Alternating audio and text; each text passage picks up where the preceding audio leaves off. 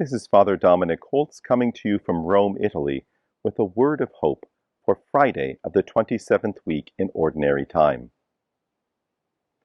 The great Anglican apologist C.S. Lewis tells us that the world we live in is enemy-occupied territory.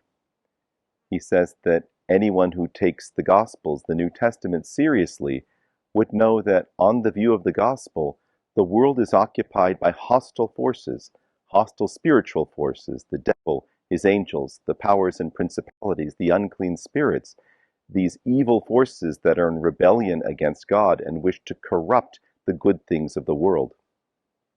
But while that sounds like bad news, and it is, the good news is that Jesus came to cast them out.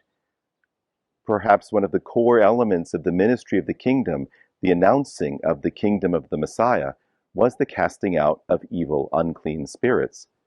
And indeed we know that by the mystery of the crucifixion, death, and resurrection, Jesus has definitively overcome these spiritual evils. But we also know that in his good providence, he has allowed them to remain. He has allowed pockets of resistance to remain in the world until he will come again definitively to judge the world. And that includes judging the evil spirits, casting them into the lake of fire, never to return to trouble his kingdom. But what's the good news for us?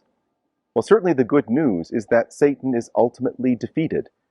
That if we stand with the stronger man who is Christ, then we cannot be overcome. And that's why today's gospel is also a bit of a warning.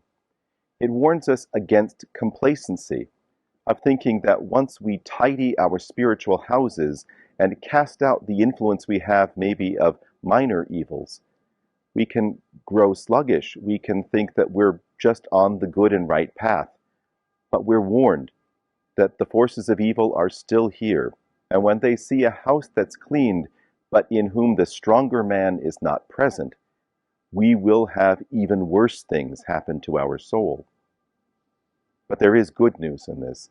Jesus tells us that he is the stronger man, and that if we invite him in, if he is in our house, then no one can take it from him. He's already despoiled the devil of all of his weapons, all of his armor, all of his riches. It all belongs as it rightly does to Christ. All we need to do is invite Christ in. Let him dwell within the cleaned room of our houses, and then we will find that we are safe from those powers of evil.